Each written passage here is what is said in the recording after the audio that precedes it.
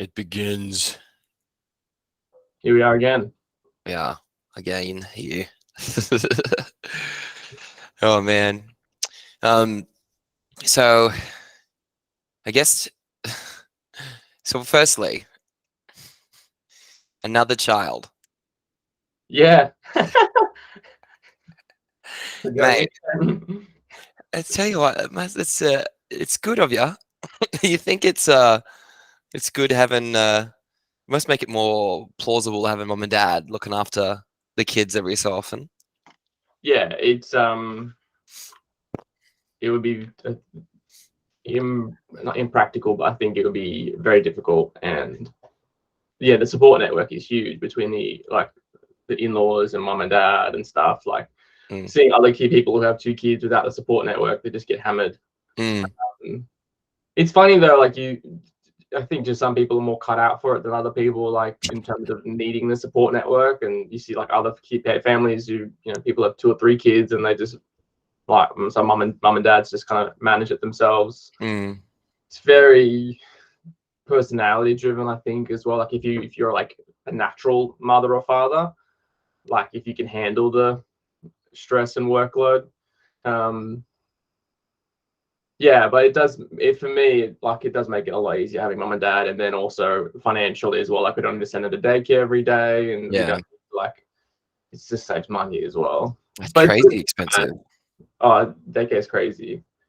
Like it's good and bad that like Alessia, like it's good she goes to daycare because she learns to socialize with other kids, and then because the way she socializes with her grandparents is like very different to actually to socialize with other kids. So like she knows Yes. to compromise, like do what they want to do, and Yeah. just like have the world revolve around her. Whereas like if she comes to mum and dad's, it's like, what do you want to do? And then the whole day is just Alessia doing whatever the hell she wants to do. It's like, really, Mm. okay, it's nice, but like it's not how you make friends. Yeah, that's it. Well, like it's not practical. No. So it's good and bad. I guess yeah, it's good and bad. It's nice that they're really involved and like they can help and being engaged in Alessia's life and then the next Bob's life, but you sort of see both sides of the coin. But there, so that being said, I suppose it's good. I think we are the kind of couple that needs the support network, so to speak. So long and short of it, yes, we're having. um, it's funny. What you were touching on a little bit there is like, going to grandparents' place and just doing whatever they want. And I noticed just from seeing Alessia around and mum and that, and I get really nervous about ever having kids and having influence from other people on their behavior and their attitudes. So I get worried, not worried, but it just makes me think, I guess, like if I gave my kid to mum all the time, is she Yeah, going to, or he going to get influenced by behaviors that I'm not cool with? yeah, yeah, yeah. And I noticed this, like, obviously that's a struggle, a battle that you're having. Um, and it must be, I wonder how you go about it. It's it's a tough one, right? Because you can't cut them out. Sounds dramatic, right? But like no one wants an outcome where they don't have any influence, right? Like it's just not.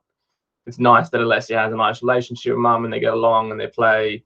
But yeah, totally. There's behaviors that I don't like, and there's the way mum approaches sadness and difficulty and like crying and all that sort of stuff. Mum just can't handle it. It's very so. I think it's a concerted effort to realize the things that I don't like about other people's parenting styles, and then be quite deliberate with Alessia about that. Like it's okay to be sad, it's good to cry, it's good to be emotional, like you're allowed to feel these things. um it is terrifying, you're right, like who is actually raising your child, like who are they actually listening to, and you don't really know. Mm. You sort of, and not to say that I want her just to be raised by me either, right? Like I don't have all the answers either, but Nobody uh does. yeah. So like, No, but like you sound like the like, lesser of the evils in this situation. At least you're getting it's what yeah you want. it's just like, yeah, I don't want it to be like I know the right answer all the time. It's like, all right, Alessia, well, that's what Nonna thinks, but this is what we think, and like this is what we, yeah. So it is terrifying at times, I will admit. Yeah, I could imagine. Like, every so often I see a behavior from Alessia that's mirroring something mum does. I'm like, good, don't do that. No, yeah. Yeah. Like even like the Irwins, like they're quite religious, and that's okay. But then like Alessia starts praying for the weather to change. It's like, okay, that's a nice thing, but like Alessia needs to rain sometimes. Like God isn't gonna like not make it rain just because you. Yeah. Don't ask for things that aren't gonna come true either. Yeah, It's not gonna help. Exactly. Like I don't want to create this perception that like God's a genie. Like Yeah. if you ask really nicely and if you believe in your heart, then Yeah, like yeah. change the weather. It's like not quite. Yeah, yeah. That's not how it really works. Yeah. Anyway, so yeah, it's I'm in the throes of it now. Though Naomi's really like morning sickness and exhausted and stuff. So it's sort of like single dad mode plus a toddler. My wife who's not, is bedridden essentially, and then a dog as well. So I can see the soul in your eyes fading further and further back. that twinkle disappearing. Where am I? Good on you. I'm glad you're a glutton for punishment. Yeah, and it's going to be really rewarding in the end at some point. Yeah. Sure. I don't know if mum and dad are they're still waiting for it to be rewarding. So why the fuck are two of them still here? And yeah. the other one has a mortgage over our other house. Like I don't understand. Yeah. All this reliance. Yeah. Looking after their kids. Yeah. I actually. I got dogs that I want. Yeah, geez, the dogs don't even begin. I think it's interesting too. Apparently, the reason why women go through menopause is so that I think it was an evolutionary thing. It's so that they're better able to look after the next generation, grandparents, sort of thing. Yeah. So it's like to taking the step back, and without that, having that as a part of our DNA, then it would be really hard for us to continue to reproduce and be successful, particularly in the smaller like tribe setup that we used to have. The grandmother was particularly important. Yeah, like that sort of maternal patriarch sort of figurehead, right?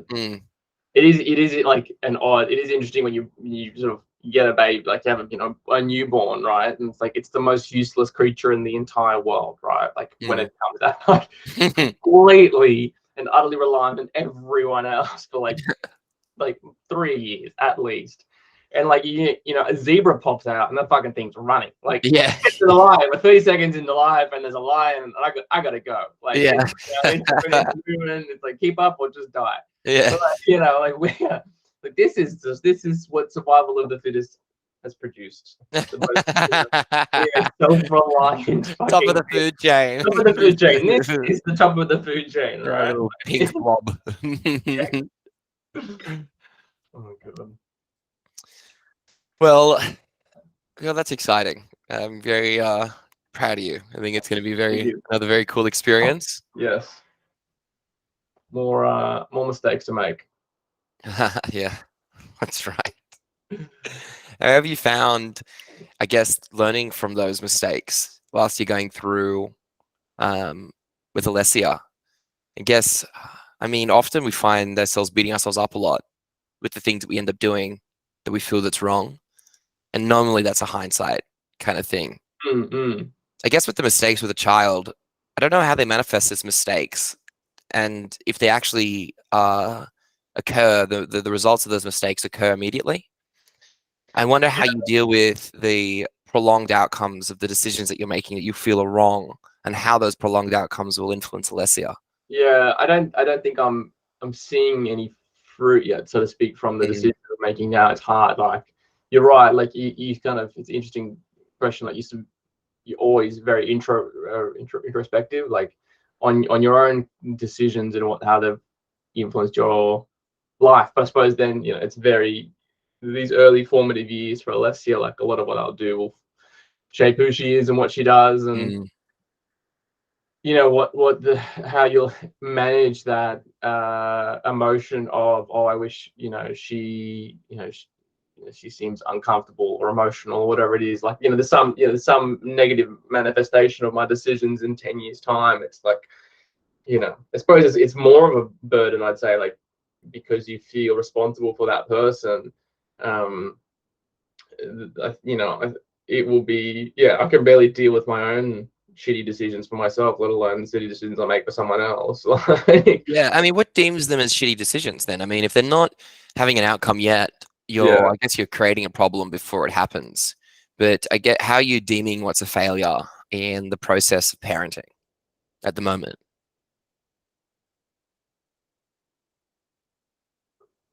It's a good question.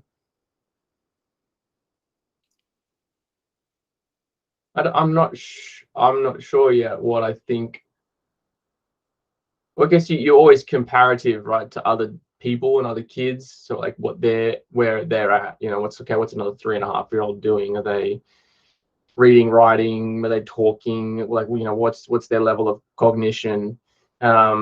So something like Alessia, for example, that I've started to worry about is her speech. She loves to talk, but she has certain sounds that she can't make with her, in saying. Even this morning we're driving in the car, she's trying to say the word steady, and it sounded like SETI, and I just couldn't understand what she was saying. She was getting shitty at me, and I was getting shitty at her, and the point being, there's this, and then I worry, does that impact her socially? Well, when she tries to make friends with another 4-year-old and who's articulate and can say, speak like an adult, and unless he's trying to say things to her, there's this 4-year-old grow impatient quickly because unless you can't articulate herself. Well, so then does it fall back on me? Okay, should I have invested more time in her speech, and should I have gone to speech pathology sooner? Like, she started some speech pathology now, but I guess I think, had I not, I guess there's an opportunity there for me to feel like I missed something in her development, so to speak. Whereas, if I'm not calling it a failure, because fingers crossed, I'm sure we'll still address it. But Yeah, maybe I could have addressed it sooner, or maybe I could have been more cognizant of it. But like, I think it's difficult when you don't make like this sort of like this very deliberate decisioning process that you make versus this kind of passive engagement, not passive, but like, it's hard to call it a failure if you're not conscious of it, if that sort of makes sense. it's the manifestation of what you're talking about. There's no real outcome. I mean, a failure sounds so absolute. Yeah, exactly. Like, it's not like it's it's not like I had the decision to go, oh, okay, well, I think it's better that she doesn't do speech pathology, or she doesn't need it. Like, okay, well, I'm going to make a conscious decision to say she doesn't need it, and then that's the wrong decision. That decision results in some level of failure. Like, I think, okay, that's quite distinct. Whereas if you just sort of like I hate the phrase going through the motions, but which is going through the motions in your decision making process, and then okay, well, actually, I can't. Maybe she needs some speech pathology because she can't articulate herself, and then you kind of go down that road. But do you know what I mean? I think it's very. I think you can categorize decisions as, you can, like, you can, you can't, but like, okay, that was more right or more wrong, or I should have done something a little bit different in that decision making process, rather than just not being aware that there's a problem. So that makes sense. Yeah. I think half the battle for people in making decisions is actually being cognizant of there being a problem. Yeah. Okay. I mean, I think that's an interesting point, because is it a problem or isn't it a problem?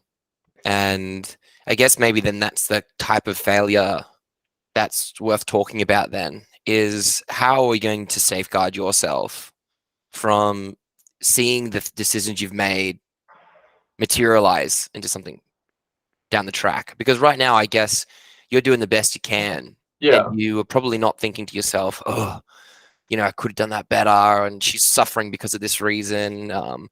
You're responding to situations that are going on. And I guess, like, hearing mum and dad sometimes think, oh, it sucks that you feel like this. We feel like failures because you were playing too many video games as a kid. We should have stopped you. And like, that's a difficult thing to put on yourself. I think because because of that kind of stuff, like it's hard to have those conversations with parents to be like, yeah, this really fucked me up. I'm not Yeah. blaming you. Yeah. Like, Yeah. I'm not telling you that it was your fault, but this fucked me up. Yeah. And the second they make it about them, oh no, I find it super selfish. I don't have a better word than that. I know they're just trying to be considerate and take ownership, but it's not about you. It's about how I'm feeling as a result of this stuff. Yeah. And I guess that's probably part of the thought that I'm having with the failures that you may anticipate down the line. Is how you're going to safeguard yourself from correlating the decisions you're making now and reminding yourself down the line that this is what you did with the best intention. Whatever the outcomes are, aren't necessarily your fault. I think I mean, it's a very similar approach you'd probably want to take to many other decisions that you make in your life, where you realize that a lot of things are really, really out of your control. You know, there's very little that you can actually control from a decision making standpoint. And I think with Alessia, it's probably the same thing. You know, it's I've sort of heard, you know, it's 50-50 nature nurture, right? You 50% what you put in, and 50% just who she's going to be. And I like that, and I don't like that. Like, I like that in the sense that, okay, there's a responsibility put on decision making and people to do, you know, to be stewards of their children and to be stewards of themselves in terms of like nature nurture, right? Well, if you're going to be a certain way and your nature's a certain way, then, you know, you need to be a steward of that. But in the same sense, well, if I'm, you know, if I'm an asshole by nature, I'm an asshole, so fuck you, right? Like, you know, it's a balance, right? Like, in any decision, I think that, you know, I've made, that I go, okay, that was, I do it differently now. And I think even Alessia, when I look back, it's like, well, you know, it's important to take responsibility still. It's not, I think it's important to not like sort of, you know, not to dwell on it, but, you know, figure out what you can learn from it is a really shit phrase. But, Nah. but you know what I mean? Like, I just don't, it has to be a balance between, you know, if you're talking about, all right, mum and dad, like, okay, like the whole video game thing, like that was a fuck up. The fuck up on your side and my side. Like, let's be honest, we all made mistakes along the way. And that's sort of collective responsibility, like ownership of the decision. Like, oh, okay, like, yeah. But at the same time, when you were in the moment, like, did you really have that much autonomy of the decision? Like, well, no, I was a 16-year-old boy hooked on dopamine in a fucking video game. Like, how much like, you know, autonomy did I have, or, you know, how much influence did I have on the outcome? Very little. And I think, you know, same for Leslie, like, okay, I can try to put these things in place and you know, be engaged with her, but yeah, it's just a balancing act between how much you influence the outcome with your decision versus how much it's just determined for you. And yeah, and I guess then, so you're saying that you are going to take some responsibility, but you also realize that it's not completely your fault. Yeah. There's a multitude of factors going into it. And I think it comes down to a lot of how you respond to the emotions that you're coming up with. Like, failure isn't necessarily an emotion, right? But it definitely has connotations with a lot of depressive thoughts, or I guess self-condemning mentality. You know, what have I done? I have failed. And you really, when you even say it, it's almost like an ownership thing. As I have failed. Yeah. And I think that no matter what, you're right. We're going to fail. You're going to have other influences that impact the outcome. And that thing in itself is a failure. I guess then you're right. It's going to be so much more around accepting the fact that this is just what life is. This has just happened. It's not about me figuring out who to blame is. It's not about me being reprimanding upon myself or others. It's about going, okay, well, this is what it is. Failure or not, it just is what it is. And then moving through that to figure out where you want to get to. Because if we sit and fester on the ideas that we have that we deem as not good enough, then I don't see any real beneficial outcome. It's like, give me solutions, don't give me problems. And by focusing on something as a failure, I guess there's a lot of problematic kind of approach to things. At least that's the connotation I get in my head when I hear somebody saying, "Oh, I failed with this." Yeah. They look at all the negatives of it, and I think it's so much more like, I know there's a lot of cliche around failure, but learning from those mistakes or just taking it as an opportunity. Like, I mean, failures in so many different ways too. It doesn't just have to be about your fault necessarily. You can just be in a position where things have messed up and you can feel like a failure. Like, Yeah. yeah, lots of different things can make you feel like a failure. I guess it's just kind of accepting the fact of where you're at. At least this is what it is for me. No, So for like sure. the car gets nailed. I end up having to be up here. The dog does some stupid shit with, animals and people and all these things I feel I am responsible for. No way around it. These are my responsibilities. And if I can't manage that properly, I feel like I've failed. I feel like I've messed up. Yeah. I haven't been successful in those. That's a better way to say it, right? For sure. I haven't been successful in those, and this is the outcome. Some of it's out of my control, but it doesn't matter. I'm still responsible. So that's taking the ownership and accountability. But for me, because I recently have had a whole bunch of things happen one after the other, I've kind of gone. It almost gets to the point. It's like, oh, okay, well, you know what? I do not have the headspace to worry about this stuff. It's happened. It's okay. I can't do much about it. Who else is judging me besides me in this situation? Yeah. And if anybody else is judging me, I don't really have it's waste of their own time. I guess I'm trying to get away from owning these failures, but taking responsibility for the outcomes nevertheless. And just kind of going, well, there's no benefit in me being upset about it. There's no benefit in me overanalyzing it. Make a decision, a quick decision, and move on. Like you notice in the World Cup, they're playing and something goes wrong, and the keepers and the coaches are like, calm down. Yeah. Everybody chill out. It's okay. You let a goal in, just do what you do. You know you can do this. You've been trained for this.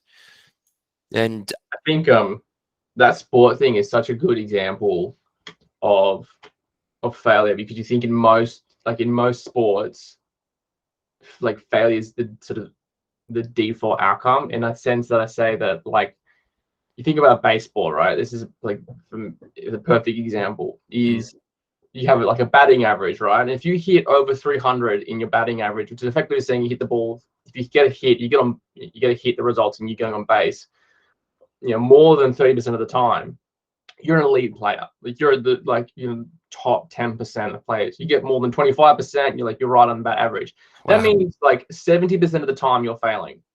70% of the time you walk up to the plate and you strike out, or you hit the ball and someone catches it. Like your default in baseball is failure.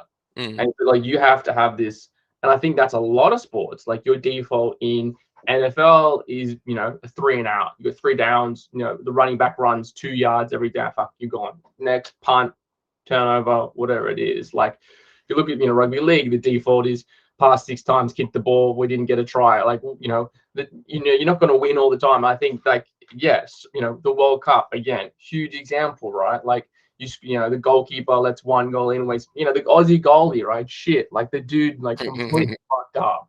But like there's like, he's got to have a small memory. Like you got to have a very you got to have amnesia when it comes to like sports. You have to be a successful sports person and to deal with failure on a regular basis. And like, and I think, I think it translates, like, really, it's a really perfect example that, okay, like, yeah, that was shit, but I can do it better next time. So like, yeah, the outcome wasn't what I intended for it to be, or the outcome I think could have been better or could have been different. I could have hit the ball that way. I could have, shot, staved the ball this way. But you're right. It's okay. That action didn't result in a success, in inverted commas, but there's a responsibility on the outcome where it's like, okay, well, this is the hand I've been dealt, so to speak, and I'll do my best to own it. And yeah, you're right. I think, like, the concept of failure is negative. Like, is very, it's hard to get away from that. So the dichotomy of failure and success, but at the same time, if you can start to shift the narrative away from, binaries from like failure and success to more of like, this is what I have to deal with now. Yeah. Right? Yeah. Well, yeah.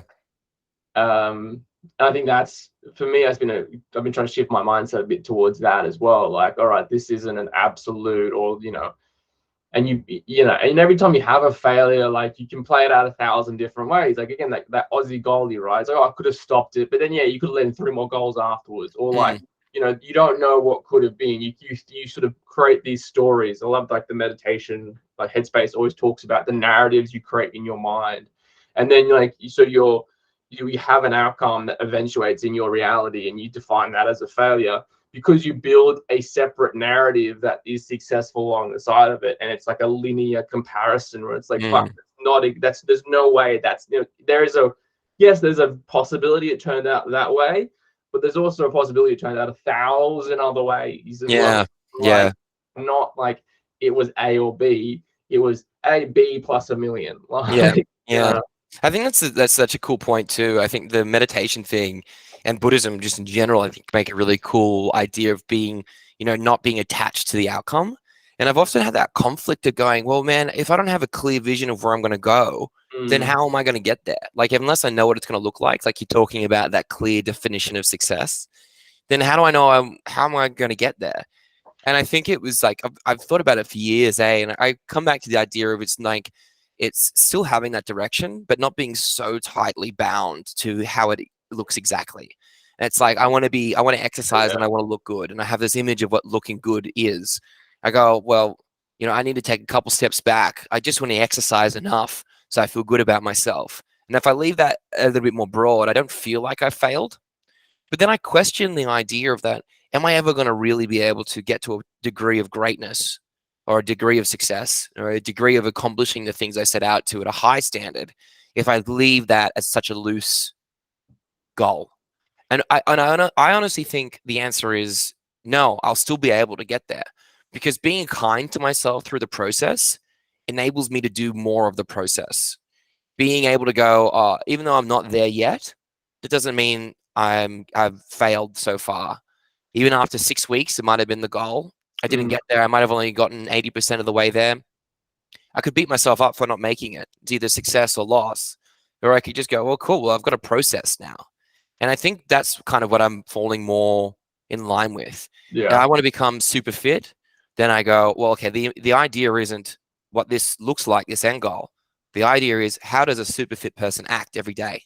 Yeah. And those behaviors that kind of, okay, I'm missing 1 or 2 meals. It doesn't matter. I'm still a super fit person because that's what a person does. They're not 100% the same person, the same things every day. Yeah. So trying to, I think with that, the dichotomy of success and failure, that, yeah, I don't think they should exist at all, right? Like you said it really well. Okay, this is what I've got going on now, and what am I going to do about it? Yeah, I totally agree. I think the concept of getting away from an outcome, like I want to be super fit, to, well, what kind of person is a super fit person? Well, that's a person that values their bodies, takes care of themselves, believes in, longevity, whatever. Like, okay, well, there's other things I value: hard work, all right, well, I want to be the kind of person that is let's just say hard worker or whatever you want to call it, right? I want to be a comp person. And so how does that manifest? Well, some people manifest in study. Some people manifest in being super fit. Some people it manifests in other activities, right? But yeah, it's what kind of person do you want to be in that journey towards? Well, this is the way I've chosen to go about that kind of a person, but it's not about where that takes me. It's about the kind of person where I want to be. And I think that helps you shift when things go wrong, right? So like it's the difference between I am a fit person to I am a person who tries to be fit, right? So I'm still a person, like, and so there's some definition in me around who I am and the kind of behavior and the way I carry myself is not so much tied into my outcome, right? Like the sports thing as well. Like my psych talks to me about this fair bit because he's a sports psych. He says, sports people do it all the time. Like, I am a basketball player. So no, you're a person that plays basketball, and now basketball's gone, so you're still a person. Now figure out what the fuck you're gonna do because you're still a person, right? Yeah. So then it's not. So then again, like success and failure, it's not like, well, I have failed to be a super fit person. It's like, no. You're just you. What kind of person do you want to? I want to be a nice person, a kind person. I want to be a hard work, whatever. Okay, how does that manifest in your life, in your activities? And I think if you can take that mentality, then it really, for me, that's what helped recently. Is like shifting away from the failure mentality. It's like, oh well, like if I want to be a person that is dedicated to something and I've picked CrossFit to do that, then okay, that's what I've picked. But who the fuck knows, next week I might break my leg and never do it again. Because that's shit happens, right? Like, again, like you think about, if you have some aspiration to be successful, let's just use psychology for your instance, right? Like, the reality is for anyone who becomes quote unquote successful or prominent or has some level of significance, it's a fuckload of luck. Be a right place, right time, the right people. It's all got to fall into place, and you might not get it. But if you say, well, if I want to be kind person and I'm going to try to be a psychologist along the way, and whatever happens with that, then okay, cool. Like that's the outlet, and I think you're less defined by an outcome in that situation. So yeah, I think it's shifting away from I am something. So I am a basketball player, and then when that becomes a failure, like you feel like you're a failure. It's okay. Well, no. I'm shifting about who do I want to be as a person. I think and that takes that dichotomy in my mind away from the narrative. Who do I want to be as a person? I think so too. Because when I'm like living back here at the parents' place, I'm struggling more with my diet than normal, and that's still very good. So I don't beat myself up.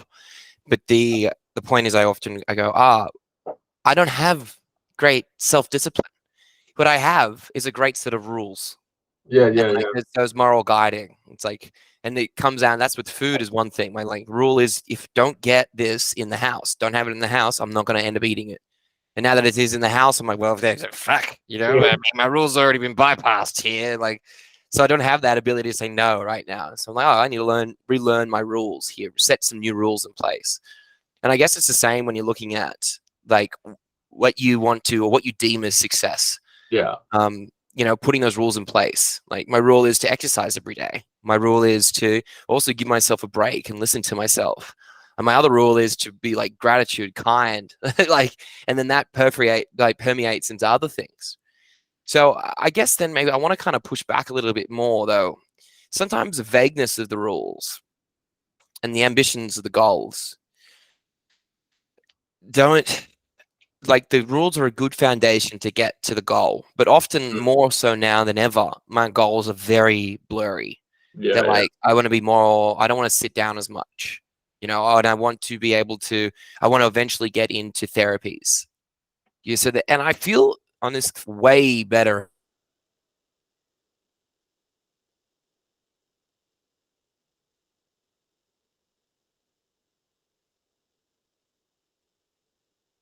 About being real fixated on I need to weigh this much, or I need to look this way, I need to have money, and I need to get this degree done. Those things put an unnecessary amount of pressure and overwhelmingness of feeling on me. Whilst if I'm going, okay, these are my rules, this is kind of where I want to end up. I've got some there's some specifics in there. I know how my therapy, what I want in my therapy, but any part of that would do as a successful therapy. And I talked about so I got to perform on my Christmas band on the other day, which was so fun. And I've always wanted to be up on stage. And I think as a kid, it was like, oh no, I want to be in a super big band or a rock star or anything else. And gradually, but slowly, I'm like, you know what? I don't really mind. I just want to perform. I don't care if it's in a musical or if it's just in some work band. I'm just stoked to perform. So what do you think? Is that selling short an overly ambitious idea and therefore basically negating that idea? It makes it impossible to do because I'm just happy with the lower tier of it. Or is it actually something that's benefiting the overall pleasure in life? And therefore, that is a definition of success. Yeah.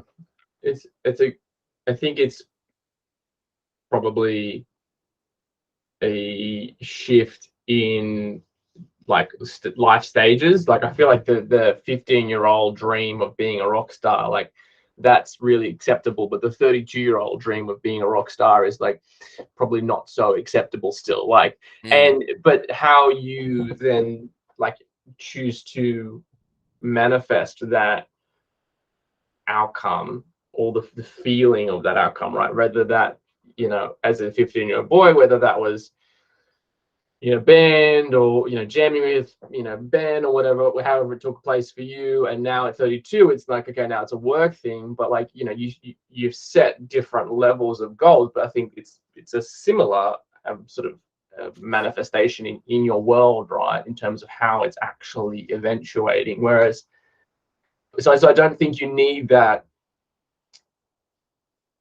esoteric, like that, you know, that dream. You don't need the dream at 30, right? Like, I think it's probably healthy to not have the dream at 30. Yeah, I think I agree though. Like, it does be, you know, how far do you take that then in terms of like degrading your goals? You know, everyone talks, you know, if you have a goal, it's going to be specific and measurable. It's the smart bullshit, right? And so it's like, okay, goals are good, pursue something, have something you're working towards, that's okay. But then how much do you, you're right, how much do you strip that back to make it like, well, I'm not tied to the outcome, but the outcome is still worth me pursuing. And I think it's, you know, if you take that as well, like to sort of to the nth degree, right? Like, you think about retirement, right? Like, you think about, say, how do you sort of set goals that drive meaning when you're retired, right? And I was when we're sitting at Mollymook last week, I was sort of reflecting on this, because you watch retiree, you would have done this for a year, retirees all around you, like, you know, a lot of retirees define their lives by hitting a ball in a fucking hole 18 times every, 3 times a week, right? They just play golf, right? And that's their sort of, all right, well, I want to play golf with my friends. And, you know, it's sort of, so like, how much do you, well, if you say it like that, if you say the goal, you know, how do you want to spend the last 10 years of your life? Want to hit a white ball into a cup hundreds of yards away 18 times? You say it like that, it sounds pretty shit. Well, it's a bit like, what's the value in it? Yeah. But but it's hard for you to make that judgment call that's an inappropriate goal, or that's like nothing that's not worth pursuing, because I'm sure there's a deeper meaning to it. So I think to answer your question, I don't really know how far you strip the goal back to be like, well, this is the minimum goal I should set, to not get tied to the outcome, but to also have something to pursue and work towards that drives me further in life in some way. I think you touched on a point there when you're saying smart goals, and I recall how I go about smart goals now, which I think kind of helps answer the question a little bit too. But also, in saying that, I think one of the points you come up with is that success is a measure of happiness at the end of the day. If hitting a golf ball in a hole is happiness, then you've won, you know. But the smart goals, I think what I gathered from this, sort of my experience of setting goals, particularly annual goals over the last couple of years, was that smart goals over a year or 2 year or even 6 months basis is a dangerous thing to do. It's too ambitious. It's too big. You lose track and sight of where you need to be. Smart goals should be like a couple weeks, 3 months tops. And so by applying that principle and knowing my overall ambition, be more active or stand up more, then my shorter term goals can be the smart goal, can be really specific, because it's really easy to see short term that build into the bigger picture. Like, I'm seeing it more and more with some of the stuff that I'm doing. It's like, my smart goal is to, you know, do the PT course. I don't want to be a PT one day, but I know that somewhere or another, my ambition is to be coaching people in some shape or form. The nutrition certification, again, this is tying into the whole. I know what I want to do. I want to use my influential and empathetic nature to encourage people to live a happy life and pass that on to others. And if I know that's kind of my motto in life, then I kind of go, is this fitting that motto? Is this fitting that rule? Yeah. And can I make this something that's a shorter term thing, which I think is also applicable in our learning in what do you call them? Institutions. Uni is 10 weeks at a time. School, or whatever it is, 12. Uni, school's the same. They're breaking down an annual goal, get through year 1 to 12 or uni first year in smaller chunks. And so you're able to get to that end goal in basically 3-month periods, right? So I think that we've almost been institutionalized to do that, but we've lost track of it sometimes. We think of like what we want to do is finish high school and we want to get a degree. Yeah, but really what we want to do is finish the term. We want to do that the best we can. And then if we beat that term, and then you can break it down on a daily basis. If you own that day, then and then you'll end up owning a week, and you'll end up owning a month, and eventually the goal becomes clearer. And I've also liked the idea that the path becomes clearer with every step that you take. So if you're taking steps in the right direction, then that end goal, that fuzziness that looks like in 10 years away, becomes a little bit more transparent. So like I think that's why at least why I bring that question up, is because at least, I don't know if it's a society standard or it's something that we have just kind of come up with ourselves on having this really specific measurable goal. And that I feel guilty that I don't. But I realize that I've put these practices in place so that I can live a successful life. What is a successful life? A happy life. A happy life where I know where I'm going, and that the decisions that I'm making are still in line with the overall, what I deem success.